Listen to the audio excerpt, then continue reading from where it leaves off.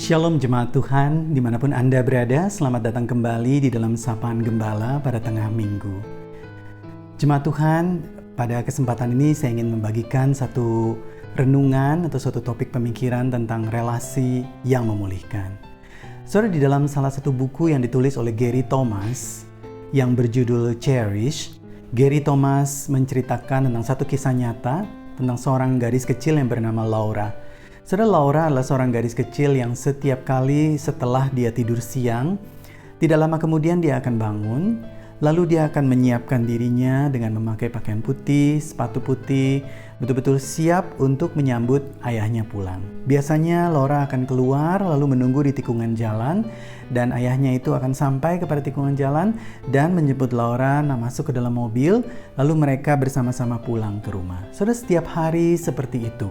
Laura kecil sangat menikmati kasih sayang dari ayahnya.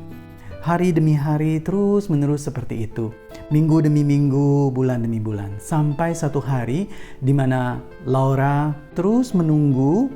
Dia sudah siapkan baju, dia sudah berganti baju, udah pakai sepatu putih, dan dia menunggu di tikungan jalan itu.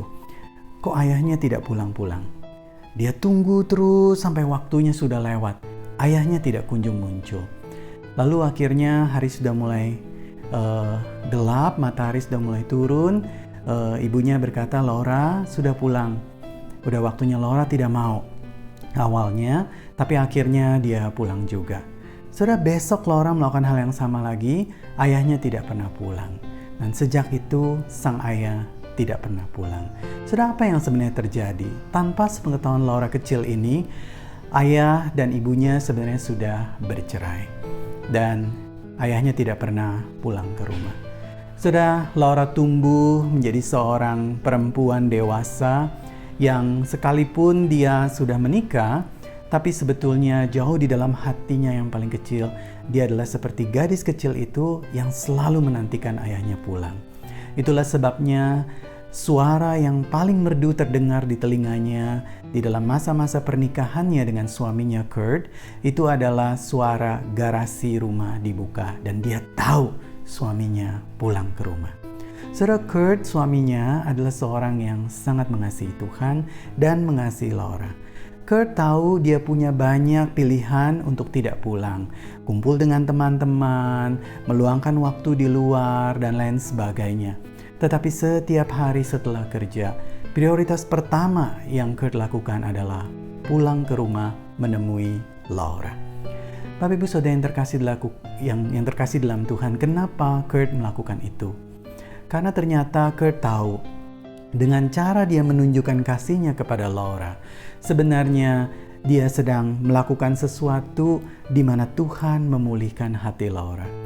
Saudara, seiring dengan berjalannya waktu, ternyata kasih Kurt, perhatian Kurt, dan komitmen yang Kurt berikan kepada Laura itu membuat Laura menjadi pulih dan sembuh dari luka di masa lalu. Maka Laura pun meyakini firman Tuhan yang berkata dari Mazmur pasal 27 ayat 10, "Sekalipun ayahku dan ibuku meninggalkan aku, namun Tuhan menyambut aku." Bapak Ibu Saudara, melalui kisah nyata ini kita bisa belajar satu hal yang penting, bahwa ternyata di dalam pernikahan masing-masing kita dengan pasangan memainkan peran, yaitu bahwa relasi kita bisa menjadi relasi yang memulihkan sesama jikalau kita menyerahkannya di dalam Tuhan. Ketika kita berjalan bersama dengan Tuhan, Tuhan memakai kasih sayang kita menjadi alat untuk memulihkan pasangan kita. Saudara, ini juga berlaku bagi kita di dalam relasi dengan persahabatan. Mungkin ada di antara sahabat-sahabat kita yang mereka juga memiliki luka dan kebutuhan di masa lalu. Saudara, ini adalah saat di mana kita bisa dipakai menjadi alat Tuhan, perpanjangan tangan Tuhan untuk memulihkan mereka. Amsal pasal 17 ayat 17 berkata, "Seorang sahabat menaruh kasih setiap waktu dan menjadi seorang saudara dalam kesukaran." Saudara, ini bisa ditunjukkan di dalam relasi yang memulihkan. Bapak Ibu Saudara yang terkasih di dalam Tuhan, mari kita bersama-sama menjadi pasangan yang Tuhan pakai untuk memulihkan pasangan kita.